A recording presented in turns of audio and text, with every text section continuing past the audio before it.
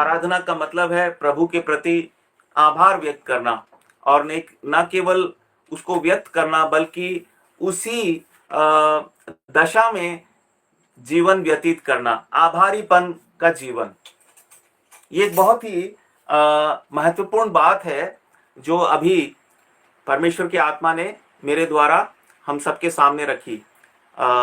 इसको बंद कर दो।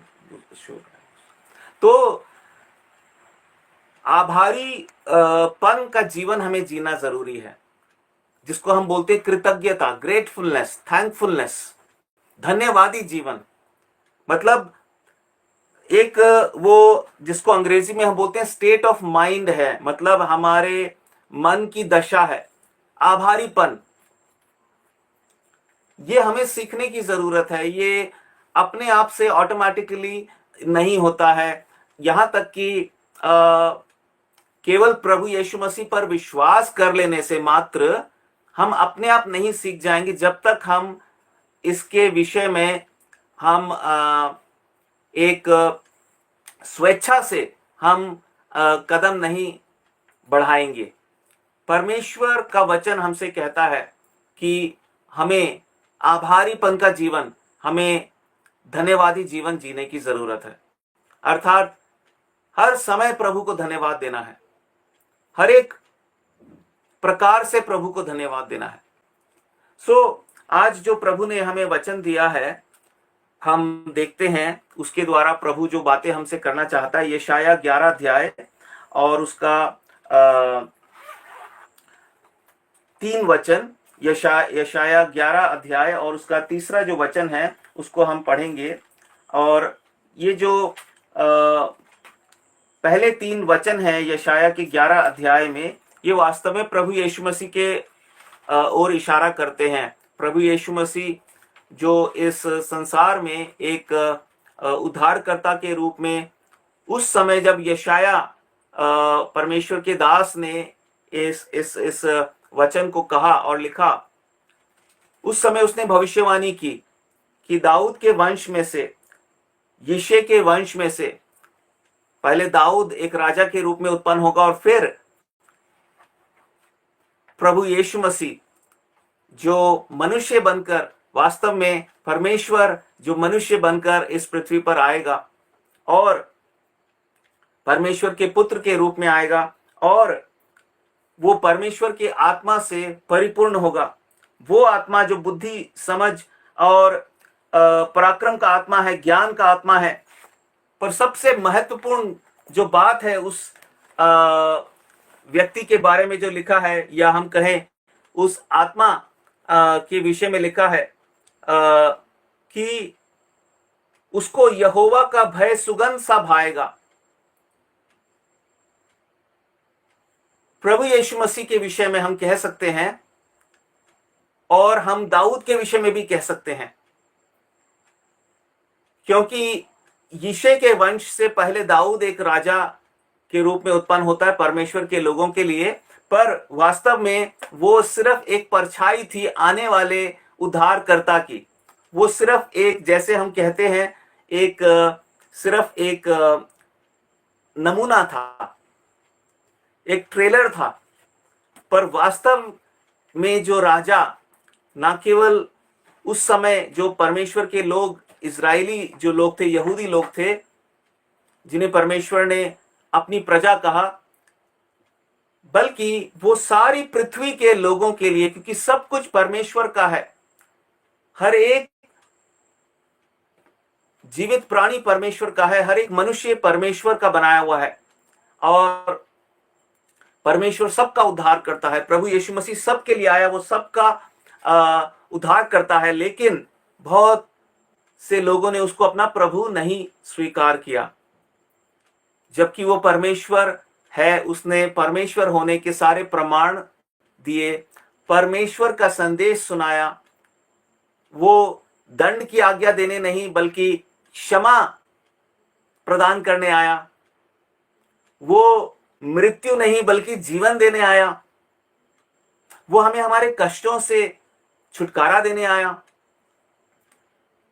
पर यूहन्ना के 3 अध्याय में हम पढ़ते हैं 18-19 वचन में कि मनुष्यों के काम बुरे थे, इसलिए मनुष्यों ने प्रभु यीशु मसीह के पास आना ठीक नहीं समझा, क्योंकि प्रभु यीशु मसीह तो परमेश्वर की ज्योति है। उसने कहा जगत की ज्योति मैं हूं। पर लिखा है वचन में कि जिनके काम बुरे हैं, अर्थात केवल वो पापी हैं ये बात नहीं है, वो पाप से प्रेम करते हैं।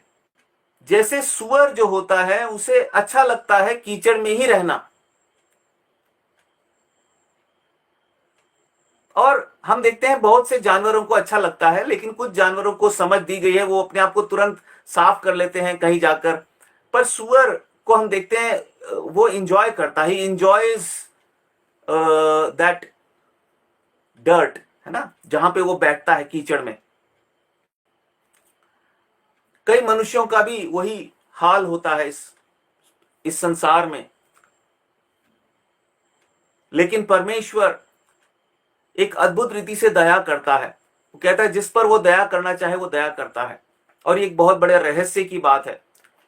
हम में से भी कई लोग जो जिन्होंने उद्धार पाया, जो सुअर की दशा में थे, पर ना जाने परमेश्वर की कैसे कृपा हुई हम पर कि हमने महसूस किया कि हम अगर इसी दशा में पड़े रहे, हम जो पाप करने में आनंदित रहते थे, हमें ये बात समझ में आ गई। सिर्फ महसूस ही नहीं हुआ, हमारी आंखें खुल गई और हम जान गए कि हम नष्ट हो जाएंगे और ये बहुत ही भयानक दशा होगी। ये एक ऐसी दशा होगी जैसे संसार में कहा जाता है, ना तुझे मारेंगे और ना तुझे चैन से जीने देंगे, तुझे तड़पाएंगे। और नरक वैसी ही दशा होगी जो दूसरी मृत्यु कहलाई गई है। आइए हम इस वचन को थोड़ा सा हम देखते हैं। लिखा है प्रभु यीशु मसीह के बारे में, और ये वचन हम देखते हैं दाऊद के ऊपर भी बिल्कुल सही बैठता है, क्योंकि दाऊद भी परमेश्वर की आत्मा से परिपूर्ण था और प्रभु यीशु मसीह तो पूर्ण रूप से जो है वो पवित्र आत्मा से भरे हुए थे। और कुरिन्थ की हम पुस्तक में पढ़ते हैं, प्रभु तो आत्मा है, जहां कहीं प्रभु का आत्मा है वहां स्वतंत्रता है। मुझे क्षमा कीजिएगा, आज मेरे थोड़े पसीने आ रहे क्योंकि हम पंखा नहीं चलाना चाहते जिससे कि डिस्टरबेंस ना हो। प्रभु तो आत्मा है, कुरिन्थ की पुस्तक में हम पढ़ सकते हैं इसको, मेरे ख्याल से उसके 6 अध्याय में, या मुझे ठीक से वो रेफरेंस याद नहीं है। चलिए मैं बता ही देता हूं, जिससे कि अगर आप में से किसी को देखना हो तो वचन आप पढ़ सकते हैं। पहला कुरिन्थ और उसका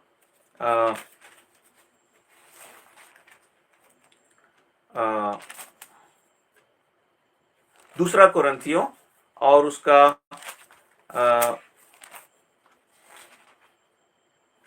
देखिए 17 वचन, दूसरा कुरिन्थियों 3 अध्याय का 17 वचन। प्रभु तो आत्मा है और जहां कहीं प्रभु का आत्मा है वहां स्वतंत्रता है। यहां पर जब यशाया कहता है उसको यहोवा का भय सुगंध जैसा भाएगा, ये कितनी एक दिलचस्प और कितनी ही एक रोचक बात है। प्रभु यीशु मसीह के बारे में लिखा है, और हम अगर देखें दाऊद के जीवन में तो हम कह सकते हैं कि काफी हद तक दाऊद के जीवन में भी यह सच था। क्योंकि मैंने इसलिए कहा काफी हद तक, क्योंकि कुछ एक परिस्थितियों में वो भी परमेश्वर का भय जो है, जो उसको बहुत अच्छा लगता था, परमेश्वर से वो जो है डरता था, आदर करता था, लेकिन कुछ समय के लिए वो भय उसके जीवन से चला गया जब उसने पाप किए।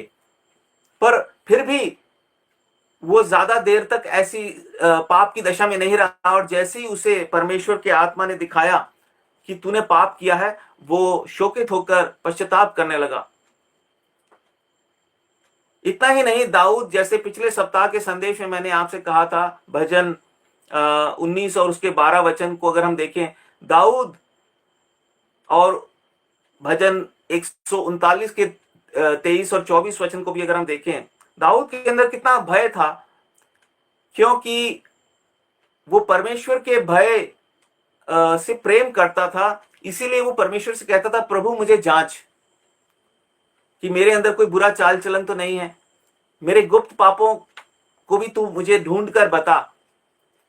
ये एक ऐसा व्यक्ति कर सकता है जिसे परमेश्वर का भय जो है वो बहुत ही भाता है, परमेश्वर के भय से वो प्रेम करता है, और न केवल प्रेम करता है, उसका पूरे मन से, पूरे यत्न से वो पालन करता है। परमेश्वर के भय को पालन करना, यही इस पंक्ति का मतलब है कि उसको यहोवा का भय सुगंध सा जो है भाएगा।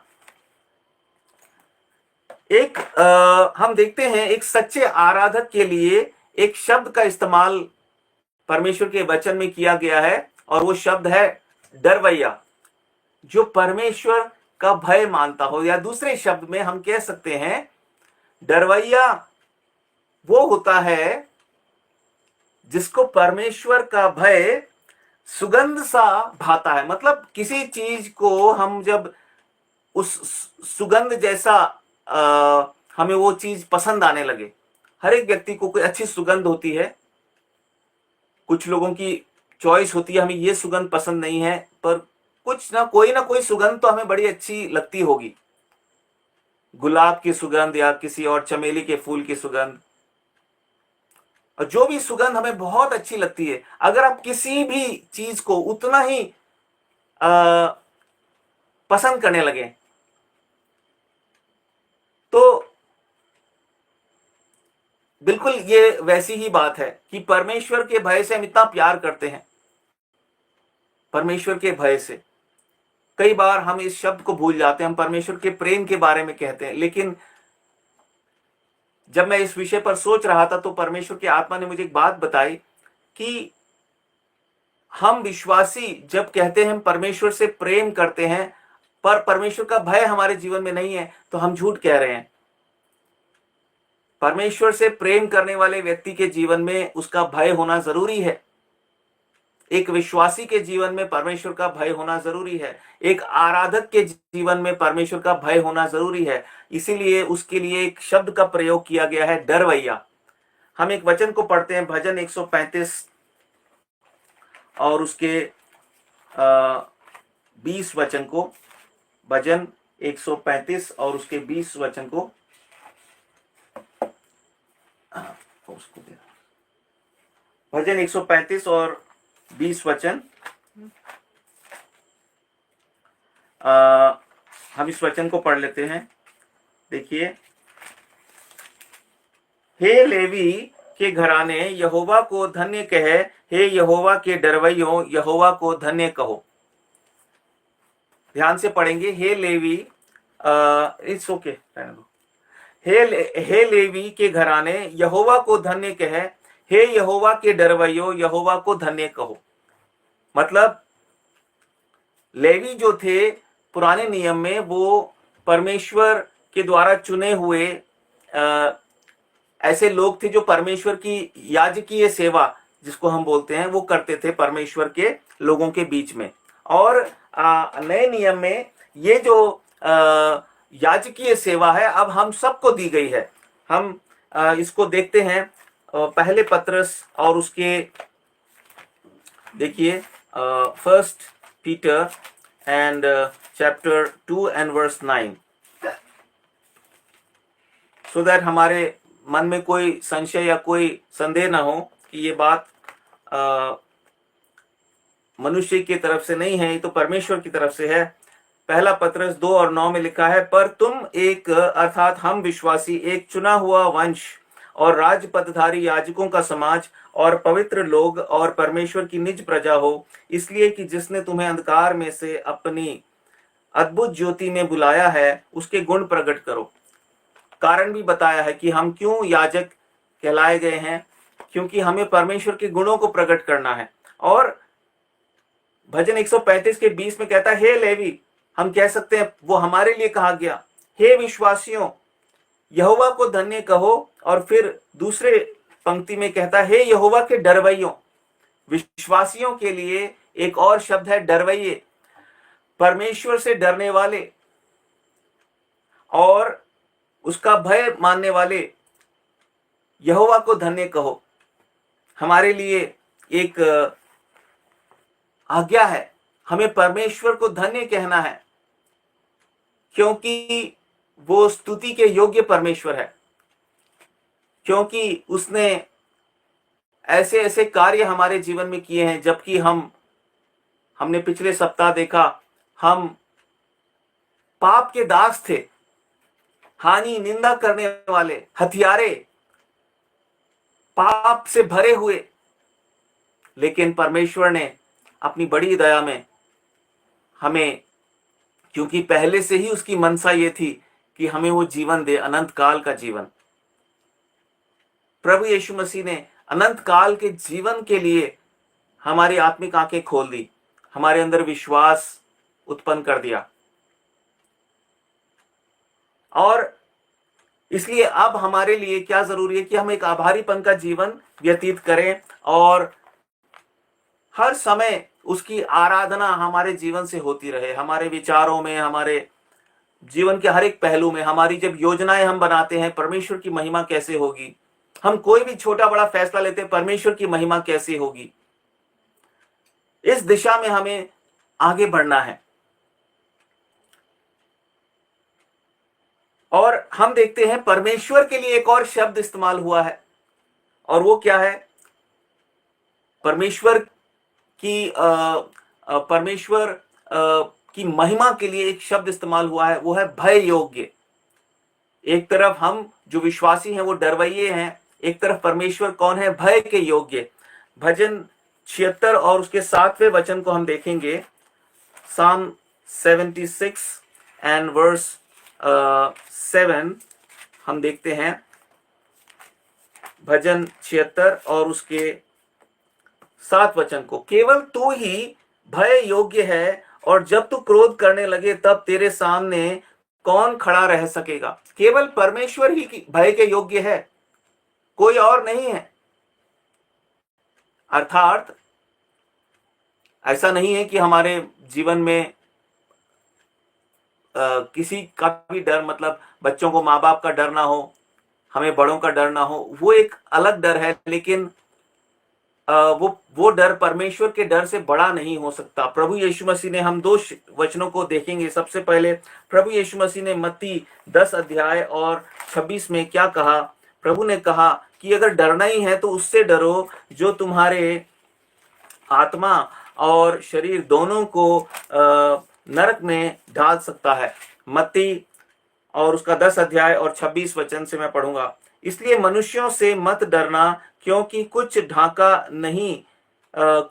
नहीं जो खोला ना जाएगा, और कुछ छिपा है जो जाना ना जाएगा। जो मैं तुमसे अंधियारे में कहता हूं उसे तुम उजियाले में कहो, और जो कानों कान सुनते हो उसे छतों पर से प्रचार करो। जो शरीर को घात करते हैं पर आत्मा को घात नहीं कर सकते, उनसे मत डरना, पर उसी से डरो जो आत्मा और शरीर दोनों को नरक में नष्ट कर सकता है। वचन में लिखा है बच्चों के लिए, माता पिता की, प्रभु में माता पिता की आज्ञाओं का पालन करो। लेकिन अगर माता पिता आपसे कहते हैं कि प्रभु यीशु मसीह को आपने नहीं मानना है अपना प्रभु यीशु मसीह का अनुयायी, उसका चेला नहीं बनना है, तो फिर हमें माता पिता का आदर करते हुए हमें परमेश्वर से डरना है। और हमें माता पिता से, हम परमेश्वर से बढ़कर हम नहीं डर सकते। उनके लिए आदर तो होना जरूरी है, लेकिन हमें चाहे कितनी भी हानि उठानी पड़े, चाहे वो हमसे रूठ जाए, नाराज हो जाए, चाहे वो हमें संभव है, कुछ माता पिता इतने कठोर हृदय के हो जाते हैं कि वो अपने सम्मान और आदर के लिए अपने बच्चों तक को दूर कर देते हैं। और ऐसी स्थिति में हमें परमेश्वर को ही चुनना है, क्योंकि केवल वही भय के योग्य है। जब वो क्रोध करता है तो कौन उसके सामने खड़ा रह सकेगा? वही माता पिता जिनसे हम इतना प्रेम करते हैं, उनको अगर कुछ हो जाए तो हम एक मनुष्य का जीवन एक प्रकार से रुक जाता है जब उसके माता पिता का साया उठ जाता है, वो खास करके जब वो अचानक से चले जाएं या कम उम्र में चले जाएं, तो वो परमेश्वर से प्रार्थना करता है कि मेरे माता पिता को बचा लो। पर अगर वही माता पिता हमें परमेश्वर के पीछे चलने से रोकते हैं, तो कौन उनको परमेश्वर के क्रोध से बचाएगा? इसलिए हमें परमेश्वर को चुनना जरूरी है। यह हमारा सच्चा प्रेम है उनके लिए या किसी भी व्यक्ति के लिए। इसीलिए एक और वचन को हमें पढ़ना जरूरी है, यशाया और उसके 51 अध्याय में हम देखते हैं। यशाया 51 अध्याय और उसके 12 वचन को आइए हम पढ़ेंगे। यशाया 51 अध्याय और उसके 12 वचन को लिखा है, मैं ही तेरा शांतिदाता हूं। तू कौन है जो मरने वाले मनुष्य से और घास के समान मुरझाने वाले आदमी से डरता है? परमेश्वर कह रहा है कि मैं ही तेरा शांतिदाता हूं, मैं ही सर्वे सर्वा हूं, मैं ही सर्वशक्तिमान हूं, मैं ही शिरोमणि हूं, मैं ही सबके ऊपर हूं। तू कौन है जो मरने वाले एक मिट्टी के बने हुए मनुष्य से डरता है? देखिए, आज हम देखते हैं कितने विश्वासी और कई तो बहुत ही ऐसे विश्वासी हैं जो आज कल में विश्वास में नहीं आए हैं, बड़े सालों से विश्वास में हैं, वो मनुष्यों से डर रहे हैं। और डर भी ऐसा कि सीधे सीधे वो मुकर जाते हैं, प्रभु का नाम लेने से सीधे सीधे मुकर जाते हैं। इस बात का अंगीकार करने से कि वो प्रभु यीशु मसीह को मानते हैं। कौन है मनुष्य जिससे हम डरते हैं? हम दुर्भाग्य से एक ऐसे देश में रहते हैं जहां बहुत विरोध है, बहुत से दुनिया के स्थानों में विरोध है। जब कोई हमसे हमारा परिचय पूछे, हमें अगर हम ये निर्णय लेते हैं, और यहां पर कोई न्याय करने वाली बात नहीं है, कई बार सबके ऊपर वो भय हावी हो जाता है, लेकिन परमेश्वर का वचन हमसे कहता है केवल परमेश्वर भय के योग्य है। हमें कभी भी अपनी पहचान छुपाने की जरूरत नहीं है। हमें जिस परमेश्वर ने हमारा उद्धार किया, उसके क्रूस के बलिदान को स्मरण करते हुए हमें बिना कोई शब्दों को इधर से उधर घुमाए फिराए, बिना कोई जो है छुपाए, हमें बोलना है कि हम परमेश्वर प्रभु यीशु मसीह पर विश्वास करते हैं। और आप देखेंगे कि कई बार ऐसी बात जब हमारे मुंह से निकलती है तो सुनने वाले की तरफ से हमें बहुत ध्यान से सुना जाता है और एक बहुत अच्छा हमें अवसर मिलता है सुसमाचार सुनाने का, और हमारे विश्वास में बढ़ोतरी होती है। हम देखते हैं कि इन शब्दों में हमने देखा परमेश्वर भय के योग्य है। और हमें इस जीवन में परमेश्वर की आराधना कैसे करनी है? बहुत से लोग परमेश्वर की आराधना करते हैं, कई प्रकार से करते हैं, पर उनके जीवन के कई पहलुओं में परमेश्वर का भय नहीं होता है। अगर ऐसा है तो हमारी आराधना, जैसे भी हम परमेश्वर की आराधना करें, चाहे हम बोल के करते हैं, अपने मंडली में भाई बहनों के बीच में करते हैं, गीतों के द्वारा करते हैं, हम भजन गाते हैं, हम कोई सेवा का कार्य करते हैं, हम परमेश्वर के वचन का प्रचार करते हैं, परमेश्वर की महिमा के लिए कोई भी हम कार्य करते हैं, उससे परमेश्वर को प्रसन्नता नहीं होती। कई बार हम कहते हैं कि हमारी जो आराधना है वो परमेश्वर को ग्रहण योग्य होनी चाहिए, it should be acceptable to God. But परमेश्वर का आत्मा हमसे कहता है ना केवल वो ग्रहण योग्य होनी चाहिए, वो परमेश्वर को भाने वाली होनी चाहिए। ग्रहण योग्य जब हम कहें, अगर हम उसको एक उदाहरण से समझे, ग्रहण योग्य और प्लीजिंग, भाने वाली, प्रसन्न करने वाली, इन दोनों शब्दों में फर्क क्या है?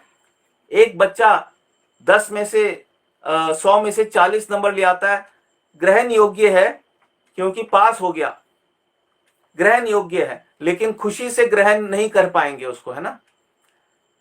एक मलाल रह जाएगा, एक अफसोस रह जाएगा कि 40 नंबर ही क्यों, थोड़ा सा तो और अच्छा प्रदर्शन करो।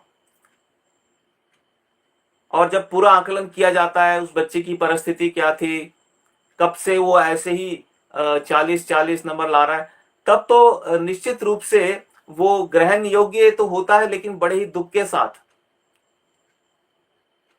कभी कभार किसी की कोई मजबूरी होती है, बच्चे कभी बीमार पड़ जाते, नहीं पढ़ पाए, चलो समझ में आता है।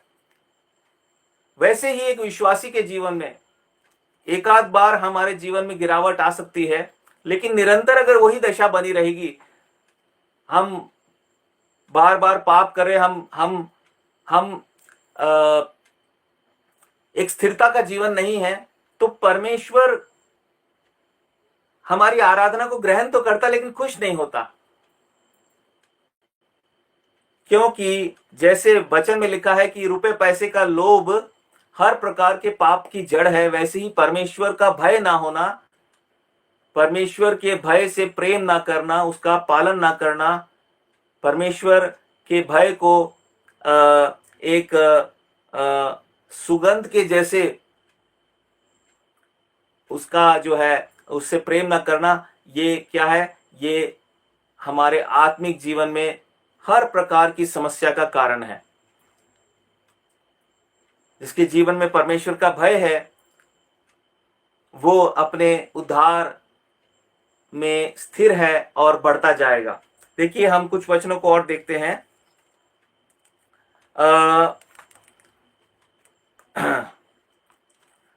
उसको रहने दो। हम देखते हैं कि हम सब अपने जीवन में, विश्वासी जीवन में परमेश्वर के भय से हम आरंभ तो करते हैं। सबसे पहली बार जब हम प्रभु यीशु मसीह के नाम को हम स्वीकार करते हैं, उस पर विश्वास करते हैं, तो कहीं ना कहीं परमेश्वर का भय हमारे जीवन में कार्य करता है। हम परमेश्वर से डरते हैं। और हो भी सकता है कई विश्वासी जो सोचते हैं कि वो विश्वास में आ गए हैं या वो प्रभु यीशु मसीह के पीछे चलने लग गए हैं, पर उनको वास्तव में मालूम नहीं है, क्योंकि उनके जीवन में परमेश्वर का भय नहीं है, तो एक तरह से उनकी शुरुआत ही नहीं हुई। इसका निष्कर्ष क्या है कि एक सच्चे विश्वासी जीवन की शुरुआत परमेश्वर के भय से ही हो सकती है।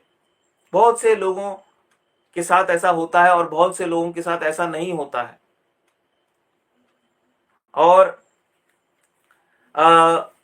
धीरे धीरे हम क्या करते हैं, जिन विश्वासियों के जीवन में जो सच्चे मन से प्रभु के पास आते तो हैं, हो सकता है उनमें से मैं हूं या आप में से कोई हो, हम देखेंगे कि हम शुरुआत तो बड़ी अच्छी करते परमेश्वर के भय, और शुरुआत के जीवन में हमारे विषय में भी ये कहा जा सकता है, परमेश्वर हमारे विषय में कह सकता है कि इसे यहोवा का भय सुगंध सा भाता है या भाता है। प्रभु यीशु मसीह के बारे में तो भविष्यवाणी की गई कि भाएगा, मतलब भविष्य में भी, पर हमारे विषय में क्या, हमारे विषय में क्या परमेश्वर कह सकता है कि इसे भाता है और भाएगा मेरा भय, परमेश्वर का भय।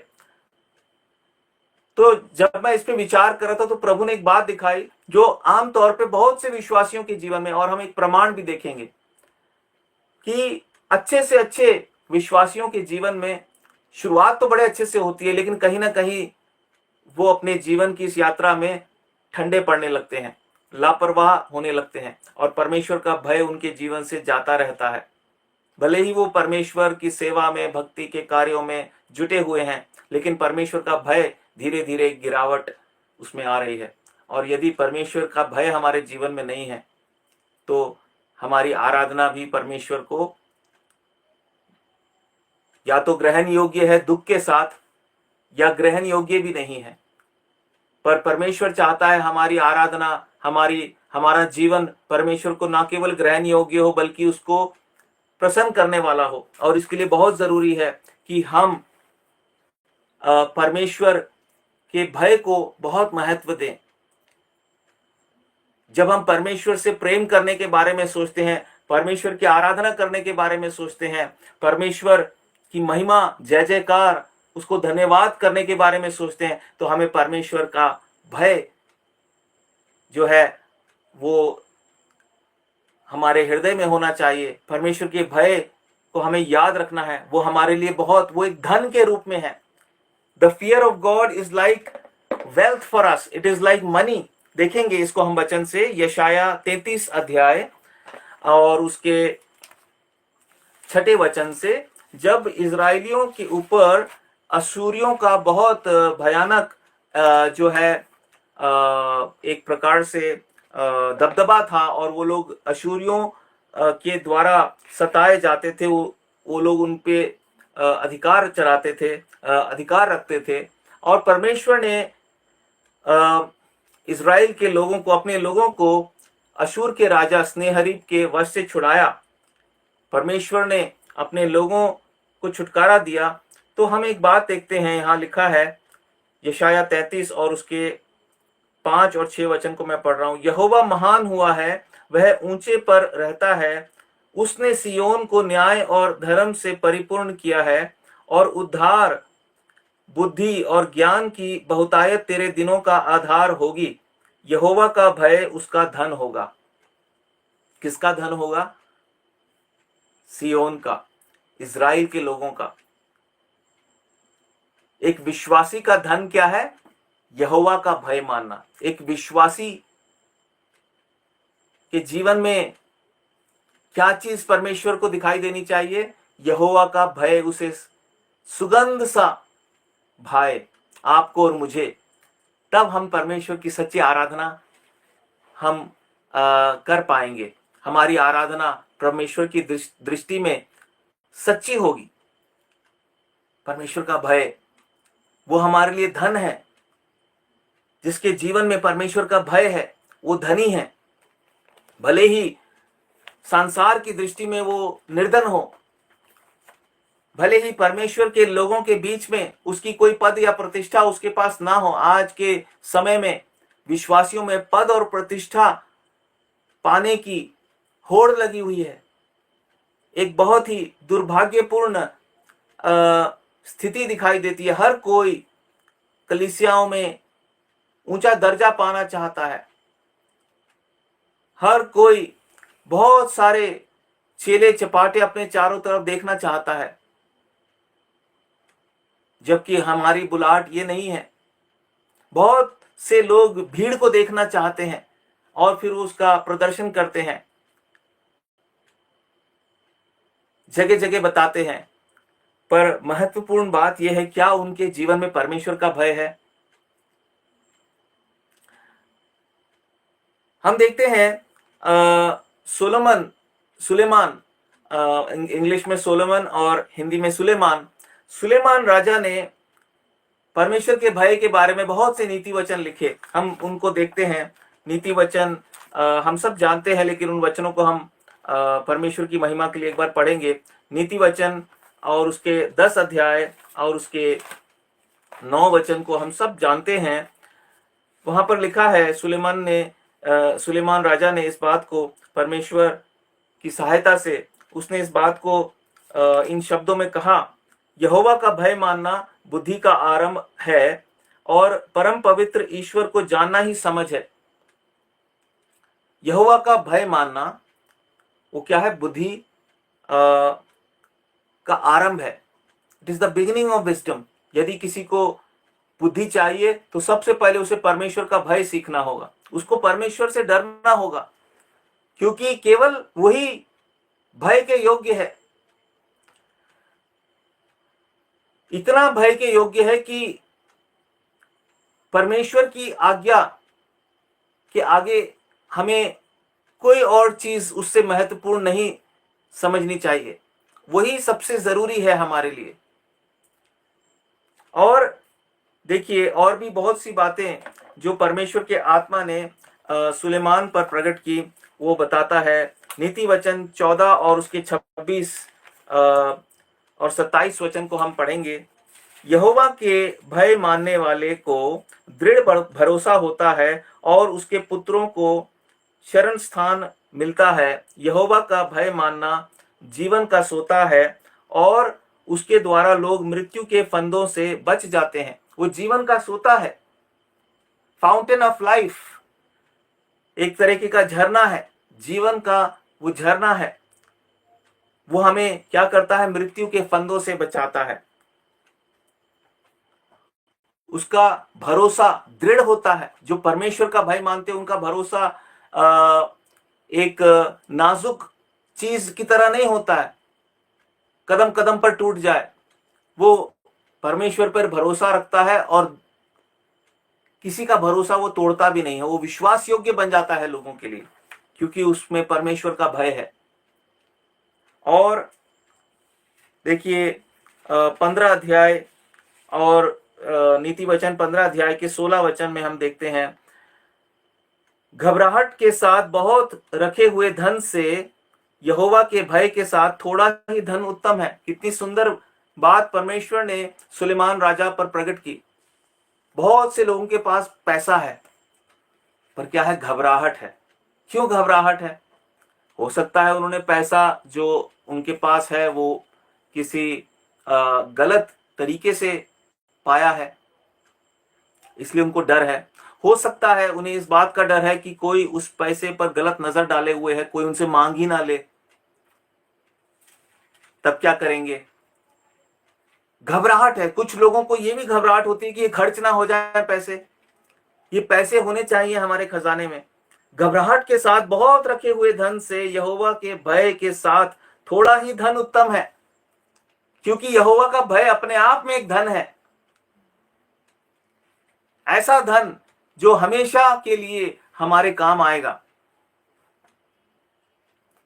बाकी का धन जो है वो परमेश्वर हमारी जरूरत के मुताबिक जरूर देगा, पर ज्यादा धन होना इस संसार में एक बहुत बड़ी समस्या है हमारे लिए, बहुत बड़ी समस्या है। मनुष्य के पास केवल खाने को हो और पहनने को हो, पहला तीमुथियुस 6 और 8 में हम देखते हैं, उतना ही काफी है। इसका मतलब ये नहीं कि परमेश्वर आपको घर में वॉशिंग मशीन नहीं देगा, आपको सोफा नहीं देगा, आपको स्कूटर नहीं देगा, बाइक नहीं देगा, आपको फ्लैट भी नहीं देगा। लेकिन कहने का मतलब है कि परमेश्वर चाहता है कि हम लालची ना बन जाएं, हम हर समय संसार की वस्तुओं की खोज में ना रहें। हम उन्हीं को अपनी आशीष ना माने। हम देखते हैं इसी अध्याय के 33 वचन में, यहोवा के भय मानने से शिक्षा प्राप्त होती है। बहुत से लोगों के जीवन में ज्ञान तो है, बड़े बड़े ज्ञानी बैठे हैं, आपको इजराइल का पूरा इतिहास बता देंगे, राजाओं का पूरा इतिहास बता देंगे, भविष्यवक्ताओं की भविष्यवाणियों का वो पूरा चिट्ठा खोल देंगे, वो बड़े बड़े राज बता देंगे, लेकिन वो शिक्षा नहीं दे सकते। शिक्षा एक अलग चीज है, संस्कार है, वो एक दर्शन के द्वारा दी जा सकती है, और उनके पास शिक्षा नहीं है। और महिमा से पहले नम्रता आती है। नम्रता की बात भी है। जो परमेश्वर का भय मानते हैं वो नम्र लोग होते हैं। हम पढ़ते हैं 16 अध्याय और उसके 6 वचन को, अधर्म का प्रायश्चित कृपा और सच्चाई से होता है, और यहोवा का के भय मानने के द्वारा मनुष्य बुराई करने से बच जाते हैं। लेकिन आज बहुत से विश्वासियों के जीवन में बुराइयां हैं। इतना ही नहीं, वो उन बुराइयों में बने हुए हैं, उन बुराइयों से मन नहीं फिराना चाहते। चिताए जाने पर भी किसी विश्वासी के द्वारा जो उनसे बहुत प्यार करता है, उनकी चिंता करता है, वो अगर बताएगा तो वो बुरा मान जाएंगे, लेकिन मन नहीं फिराएंगे। क्यों? क्योंकि परमेश्वर का भय उनके जीवन में नहीं है। अगर परमेश्वर का भय होता तो बुराई करने से बच जाते। आप और मैं, हमारे लिए परमेश्वर का भय बहुत जरूरी है। परमेश्वर की आराधना, परमेश्वर की महिमा परमेश्वर के भय के बिना नहीं हो सकती। आखिर में नीति वचन 22 और उसका 4 वचन हम पढ़ते हैं, नीति वचन 22 और उसके 4 में लिखा है, नम्रता और यहोवा के भय मानने का फल धन, महिमा और जीवन होता है। मैंने कहा असली धन तो वो धन है जो हमें स्वर्ग के राज्य में ले जाएगा, और स्वर्गीय आशीष जो हमें परमेश्वर देता है वो हमारा असली धन है। क्या हमारे पास पवित्रता है? क्या हमारे पास परमेश्वर की धार्मिकता का हमें ज्ञान है? जब तक परमेश्वर की धार्मिकता क्या है हमें मालूम नहीं, हम उसका पालन कैसे करेंगे? परमेश्वर का आत्मा जब हम उसके अधीन होते हैं तो हमें बताता है परमेश्वर की धार्मिकता क्या है। जीवन की हर एक परिस्थिति में परमेश्वर की धार्मिकता का पालन करना सिखाता है, छोटी छोटी बातों में। चाहे हम अविश्वासियों के बीच में हो, चाहे हम विश्वासियों के बीच में हो, परमेश्वर की धार्मिकता हमें सिखाती है कि हमें क्रोध नहीं करना, हमें बद्धी बातें अपने मुंह से नहीं कहनी, हमें दूसरों का न्याय नहीं करना, हमें किसी पे दोष नहीं लगाना, हमें लालच नहीं करना, हमें संसारिक अभिलाषाओं में बंद कर नहीं जीना है, हमें दूसरों को क्षमा करना है, हमें परमेश्वर का प्रेम लोगों के साथ बांटना है, स्वार्थ नहीं दिखाना, हमें किसी के लिए ठोकर का कारण नहीं बनना है। और जब परमेश्वर का भय हमारे जीवन में नहीं होता तो हम इनमें से कोई भी काम नहीं कर पाते। देखिए हम देखेंगे कुछ वचनों को कि यहां पर जैसे हमने देखा कि हमें एक बहुतायत का जीवन कैसे मिलेगा। जब परमेश्वर का भय हमारे जीवन में होगा, हमें आदर मिलेगा परमेश्वर के द्वारा सबसे पहले, और फिर मनुष्यों के द्वारा भी हमें महिमा मिलेगी। हमें हो सकता है परमेश्वर अगर इस बात को आवश्यक समझे कि हमें धन की जरूरत है, वो हमें संसारिक धन भी देगा हमारी सेवकाई के लिए या हमारे और हमारी जरूरतों के लिए। इसलिए प्रभु यीशु मसीह ने कहा सबसे पहले मेरे राज्य और मेरी धार्मिकता की खोज करो, बाकी सब वस्तुएं तुम्हें मिल जाएंगी। और ऐसी बहुत सी आशीषें परमेश्वर के डरवैयों के लिए परमेश्वर के वचन में हम देख सकते हैं। खत्म करने से पहले हम एक दो वचनों को और देखेंगे। परमेश्वर का भय हमारे लिए कितना ही सुगंध जैसा हमें भाना चाहिए। देखिए भजन 103 और उसके 13 और 17 वचन को हम देखें। भजन 103 उसके 13 और 17 वचन को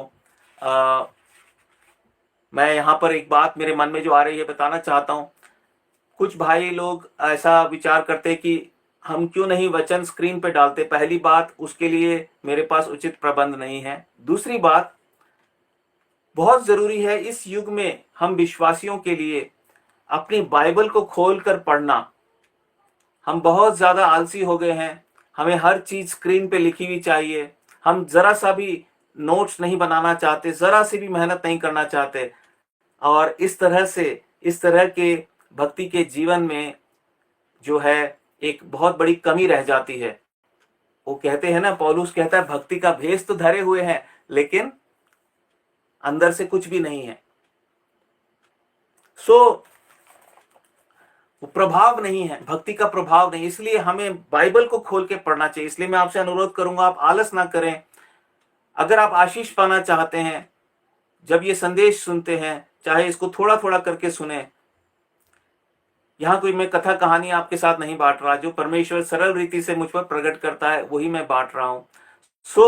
आप थोड़ा समय निकालकर प्रार्थना पूर्वक इन वचनों को सुने और इन रेफरेंसेस को, इन वचनों को पढ़ें, और जो विचार, जो बातें परमेश्वर मेरे द्वारा आपसे बांटता है उनको आप ग्रहण करें प्रार्थना पूर्वक और उन पर मनन करें। परमेश्वर निश्चित रूप से आपके जीवन में कार्य करेगा। भजन 103 और 13 वचन में लिखा है, जैसे पिता अपने बालकों पर दया करता है वैसे ही यहोवा अपने डरवैयों पर दया करता है। बहुत से और वचन हैं। दया परमेश्वर की होती है उसके डरवैयों पर। परमेश्वर अपने डरवैयों पर अपने भेदों को प्रकट करता है। भजन 25 और 14 में परमेश्वर अपने डरवैयों को आहार देता है। भजन 111 और उसके 5 को आप बाद में पढ़ सकते हैं। और आखिर में भजन 128 और उसके पहले से लेके हम चौथे वचन को अगर हम देखें तो बहुत सुंदर बात वहां हम पढ़ते हैं परमेश्वर के भय मानने वालों के लिए। लिखा है, क्या ही धन्य है हर एक जो यहोवा का भय मानता है। क्या ही धन्य है वो, एक ऐसा आराधक, एक ऐसा भक्त जो परमेश्वर के भय को सुगंध जैसा वो महसूस करता हो। उसके लिए परमेश्वर का भय मानना सबसे इंपॉर्टेंट है। कलीसिया में बहुत से ऐसे भाई बहन हैं जो अगुओं का तो भय मानते हैं, जो बड़े बड़े लीडर्स का तो भय मानते हैं, पर वो परमेश्वर का भय नहीं मानते। दूसरे शब्दों में, अगुओं से जो वो भय रखते हैं वो इसलिए रखते हैं क्योंकि उन्हें अपने लिए कुछ लाभ वो ढूंढ रहे हैं। पर परमेश्वर से अगर हम भय रखेंगे तो हमें जो लाभ होगा वो इस लाभ की तुलना में कई ज्यादा होगा। मनुष्य से जो हम डरते हैं, हमें ज्यादा से ज्यादा कोई ओहदा मिल जाएगा, हमें ज्यादा से ज्यादा कोई चीज मिल जाएगी, हमारा कोई काम बन जाएगा, लेकिन अनंत जीवन नहीं मिल सकता, आत्मिक वरदान नहीं मिल सकते, हम दूसरों के लिए आशीष का कारण नहीं बन सकते, सिर्फ ठोकर, धोखा और हम निराशा का कारण बन सकते हैं। देखिए, क्या ही धन्य है हर एक जो यहोवा का भय मानता है और उसके मार्गों पर चलता है। वो क्या धन्य व्यक्ति है। तू अपनी कमाई को निश्चय खाने पाएगा, तू धन्य होगा और तेरा भला ही होगा। तेरे घर के भीतर तेरी स्त्री फलवंत दाखलता सी होगी, तेरी मेज के चारों ओर तेरे बालक जलपाई के पौधे से होंगे। सुन, जो पर पुरुष यहोवा का भय मानता हो, या जो भी परमेश्वर का दास और दासी उसका भय मानता हो, वह ऐसी ही आशीष पाएगा। आत्मिक रीति से जब हम इसको देखेंगे, पुराने नियम के लोगों के लिए स्त्री के फलवंत होने का मतलब था बाल बच्चे पैदा होंगे, लेकिन नए नियम में जिस दौर में अब हम हैं, ये केवल बच्चों की बात नहीं है। बच्चे हो या ना हो, आपकी फैमिली, आपका परिवार एक स्वर्गीय घराना होगा। आपकी जीवन संगनी वो परमेश्वर के गुणों से तृप्त होगी। पर जरूरी है, आप अगर घर के मुखिया हैं तो परमेश्वर के भय की शुरुआत आपके जीवन से हो, और वो भय दूसरों के जीवन में भी जाएगा। और क्या ही धन्य है वह जो यहोवा का भय मानता है, उसके मार्गों पर चलता है। बहुत से लोग, हमने पढ़ा नीति वचन में, बहुत से धन के होने से घबराहट के साथ अच्छा है परमेश्वर के भय के साथ थोड़ा सा धन। और देखिए, ऐसे लोग अपने धन को एंजॉय करते हैं, उसका आनंद भोगते हैं। बहुत से अमीर लोग, घबराहट है उनके पास, बहुत से अमीर विश्वासी अपने धन को वो उसका आनंद नहीं भोग पा रहे हैं। कारण क्या है? वो स्वार्थी हो चुके हैं। वो अपने गरीब बहन भाइयों की तरफ देख नहीं रहे। वो परमेश्वर के सेवकों को तुच्छ समझते हैं, कहते हैं ये नालायक लोग हैं, आवारा हैं, बेकार हैं। आप प्रभु यीशु मसीह को बेकार कह रहे हैं, आप प्रभु यीशु मसीह को भिखमंगा कह रहे हैं, क्योंकि कुछ लोग प्रभु के सेवकों पर भीख मांगने का आरोप लगाते जबकि उन्होंने कोई उनसे मांगा नहीं। कैसे? जब वो कोई दान देते हैं तो वो सोचते बहुत बड़ा काम उन्होंने किया है। वो सोचते प्रभु का वो दास तो अब उनका ऋणी हो गया है। अरे, आप प्रभु के दास को नहीं दे रहे, आप परमेश्वर को दे रहे हैं। आप जो चिल्लड़ दे रहे हैं परमेश्वर को पहली चीज उसकी जरूरत नहीं है। हम जो कुछ भी देंगे परमेश्वर को चिल्लड़ के बराबर है। दाऊद ने तो सोना चांदी टनों के हिसाब से दिया, पर वो फिर भी कहता परमेश्वर ये चिल्लड़ है, जो आपने मुझे दिया मैंने उसमें से आपको दे दिया। मतलब उसने घमंड नहीं किया कि बहुत कुछ है। हम जब दें तो हमारे बाएं हाथ को पता ना चले हमारे दाएं हाथ ने क्या किया है। हम घमंड ना करें। अच्छा है अगर परमेश्वर ने आपको बहुत दिया है तो आप देने वाले बनिए। बहुत से गरीब बहन भाई हैं, उनके पास फोन नहीं होते। क्या कभी आपके मन में विचार आया मैं ये फोन फेंक दूंगा? बहुत से गरीब बहन भाई हैं जिनके घरों में कपड़े नहीं होते, जूते नहीं होते, फर्नीचर नहीं होता, पर बहुत से अमीर विश्वासी लोग आज के समय में, क्यों वो अपने धन, क्या लिखा है, वो अपनी कमाई को निश्चय खाने पाएगा, लेकिन कई लोग नहीं खा पा रहे। क्यों नहीं खा पा रहे? स्वार्थी हो गए हैं, परमेश्वर का भय उनके जीवन में नहीं रहा। यहां तक कि अब वो अगर दान देते भी हैं या सहायता करते भी हैं तो किसी उद्देश्य से, किसी की प्रशंसा पाने के लिए या उसका बखान करने के लिए। पर ऐसा करने से हम यही दिखा रहे हैं कि हमारे अंदर परमेश्वर का भय नहीं है, हम परमेश्वर की महिमा नहीं कर रहे। हमें परमेश्वर का भय हमारे जीवन में होना चाहिए। हनन्ना और सफीरा ने, उन्हें क्या कमी थी? परमेश्वर ने उनको इतना दिया है, पर उन्होंने लालच किया। बहुत से अमीर विश्वासी भाई बहन हैं, संपन्न हैं, जमीनें हैं, उनके पास अपने मकान हैं, उन्हें क्या कमी है कि वो कंजूसी कर रहे हैं?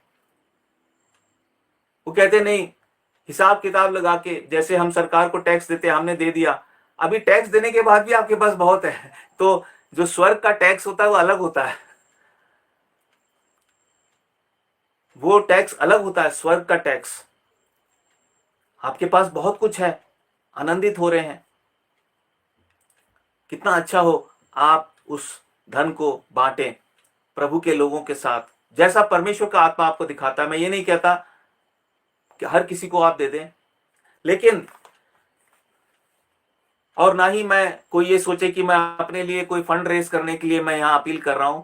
नहीं, कोई भी परमेश्वर का दास जब इस बारे में कहता है, पौलुस ने भी अपनी पत्रियों में कहा, तो वो परमेश्वर के लोगों को स्मरण दिलाने के लिए, तिमोथियस को पौलुस आज्ञा देता है कि धनवान लोगों को आज्ञा दे, वो उदार बने, घमंडी ना हो जाएं।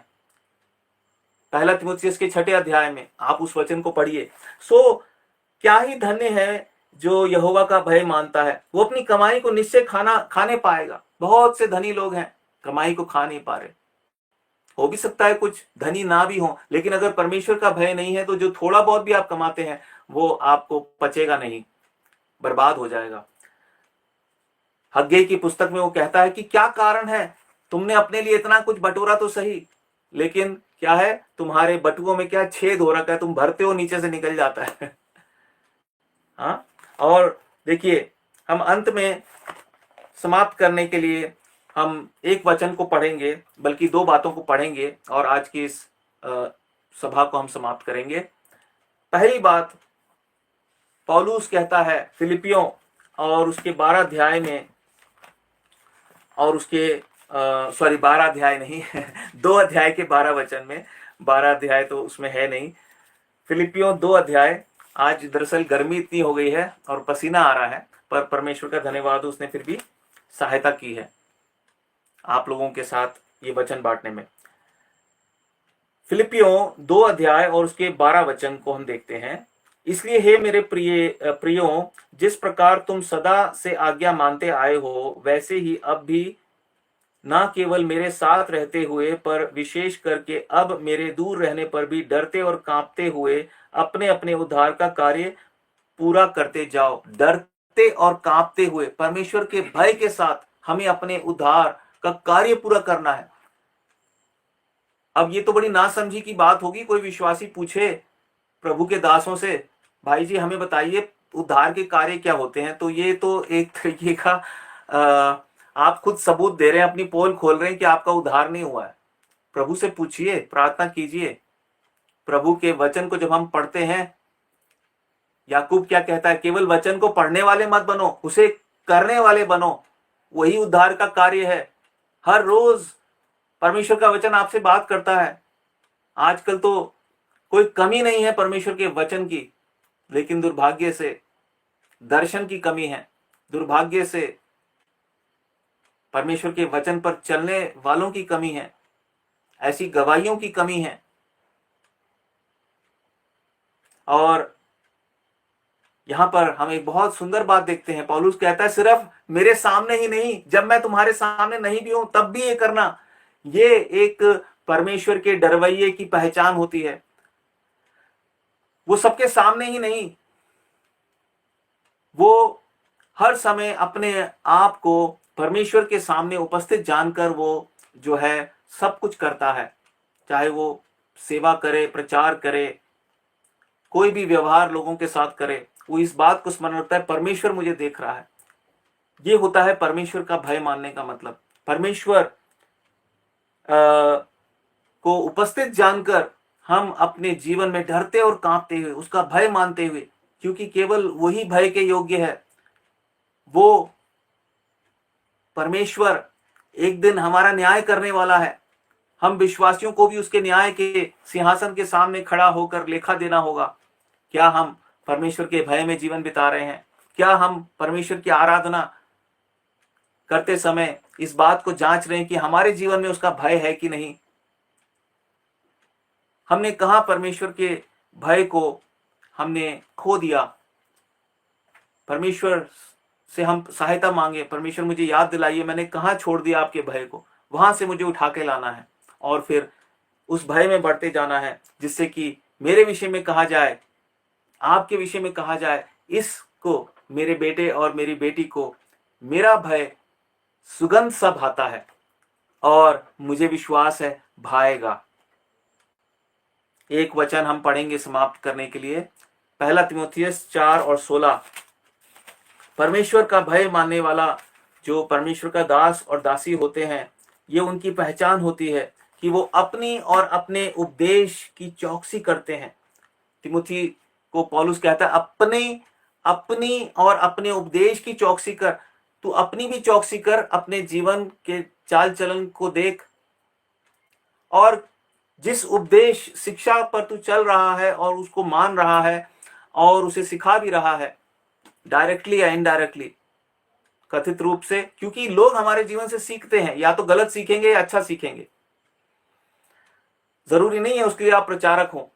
तो उसकी चौकसी कर, क्योंकि यदि तू ऐसा करता रहेगा, और कहता है इन्हीं बातों पर स्थिर रहे, क्योंकि वो बहुत से उसको और भी निर्देश देता है इस पत्री में। तो कहता है एक स्थिरता का जीवन जी, अपनी और अपने उपदेश की चौकसी रख। अगर तू ऐसा करेगा तो अपने लिए और अपने सुनने वालों के लिए उद्धार का कारण होगा। अगर हम अपने लिए ही उद्धार का कारण नहीं है तो दूसरों के लिए कैसे हो जाएंगे? बहुत से प्रचारक हैं, वो अपने लिए उद्धार का कारण नहीं है, हजारों लाखों की भीड़ को वो उद्धार का समाचार दे रहे हैं। और प्रिय भाइयों और बहनों, मैं व्यक्तिगत रीति से ऐसे भाई बहनों को जानता हूं जो बड़े बड़े मेगा चर्चेस में जाते हैं। आजकल एक शब्द आ गया है मेगा चर्चेस, आपको यूट्यूब के माध्यम से दिखाया जाता है, देखो लाखों की भीड़ है। और भी कई माध्यमों से, हम ये नहीं कह रहे कि हम किसी का न्याय नहीं कर सकते, लेकिन सवाल ये पैदा होता है, बहुत से भाई बहन वहां जाते हैं पर उद्धार का उनको कुछ कुछ अनुभव नहीं है। क्यों? क्योंकि संभव है जो वहां प्रचार कर रहे हैं वो अपने लिए उद्धार का कारण नहीं है, तो उनको सुनने वाले कैसे उद्धार पाएंगे? लेकिन यदि हम अपनी चौकसी करेंगे, परमेश्वर के भय में जो रहता है वो अपनी चौकसी करता है, he is careful, he is watchful, वो केयरफुल है, वो अपने आप को जांचता है और वो अपने आप को परखता है और पवित्रता से शोभायमान होकर परमेश्वर की महिमा करता है, और उसके द्वारा बहुत से लोग उद्धार पाएंगे। परमेश्वर आज के इस वचन पर अपनी आशीष दे। आइए हम परमेश्वर के चरणों में धन्यवाद दें कि उसने अपना भय हमें भी दिया है। पवित्र आत्मा जी के द्वारा हमने उस भय को पाया है, वो भय जो हमें बुद्धिमान बनाता है, वो भय जिसके द्वारा परमेश्वर की दया हमारे जीवन में आती है और बहुत सी आशीषें हमारे जीवन में आती हैं। परमेश्वर ने हमें भय का आत्मा नहीं दिया कि हम संसार के लोगों से भय माने, उनका भय माने, हम किसी भी और वस्तु या व्यक्ति का भय माने परमेश्वर को छोड़कर। वो आत्मा परमेश्वर ने हमें नहीं दी है दूसरे तीमुथियुस पहले अध्याय 7 वचन के अनुसार, बल्कि एक ऐसी आत्मा दी है जो हमें परमेश्वर का भय सिखाती है। प्यारे पिता, मैं आपका धन्यवाद करता हूं कि आपने मुझे पवित्र आत्मा जी का दान दिया, जिनके द्वारा मैंने आपका भय मानना सीखा और मैं स्वीकार करता हूँ, अंगीकार करता हूँ, मेरे जीवन में भी प्रभु इस भय की बहुत भयंकर कमी है। जब मैं अपने जीवन को जांचता हूँ, परखता हूँ प्यारे पिता, हाल ही के जीवन को देखता हूँ तो मुझे दिखाई पड़ती है एक बड़ी कमी। और प्रभु मुझे एहसास होता है कि मेरी आराधना में बहुत घटी है प्रभु। और प्रभु जी, मैं धन्यवाद करता हूँ, आपने इस बात को मुझ पर प्रकट किया है। पर प्यारे परमेश्वर, आप चाहते हैं कि मैं आपके भय में बढ़ता जाऊं, क्योंकि प्यारे पिता, उसी के द्वारा मैं जीवन पाऊंगा और प्रभु जी मैं उद्धार पाऊंगा। और प्यारे परमेश्वर, प्रभु जी, वही मेरे लिए धन होगा। मैं आपका धन्यवाद करता हूँ, आपने इन सुंदर बातों को, भेदों को प्रकट किया। आपकी हर एक भलाई के लिए मैं धन्यवाद करता हूँ प्यारे पिता। प्रभु जी, इस संसार में जिन्होंने आपका भय नहीं माना, प्यारे परमेश्वर, वो आपसे दूर हैं। वो प्रभु जी विनाश की ओर बढ़ रहे हैं और उनके ऊपर प्यारे पिता दूसरी मृत्यु का संकट, प्यारे परमेश्वर, वो लहरा रहा है प्यारे पिता। पर मैं धन्यवाद करता हूँ, आपने मुझे अपना भय दिया और उस प्रभु जी संकट से मुझे बचा लिया। और प्रभु जी मुझे अपनी रोशनी में, अपनी ज्योति में लाके रखा और एक जीवित आशा मुझे दी है। आपके भय के द्वारा मैं बहुत सी बुराइयों से बचाया जाता हूँ। इसके लिए मैं आपका आभारी हूँ प्यारे पिता। सारा आदर महिमा आपको देता हूँ और मेरी इस आराधना की भेंट को आपके चरणों में प्रभु यीशु के नाम से लाता हूँ। दया करके सुने और ग्रहण कीजिए। आमीन। परमेश्वर का धन्यवाद हो। आप सबको परमेश्वर बड़ी आशीष दे। आप भी प्रभु को धन्यवाद दें, उसकी आराधना करें और उसकी महिमा करते रहें। उसकी आराधना निरंतर आपके जीवन से होती रहे, यही हमारी प्रार्थना है आप लोगों के लिए। हमारे लिए भी आप प्रार्थना करते रहें कि इसी तरह से हम आपके बीच में प्रभु का वचन लेकर आते रहें। सबको जय मसीह।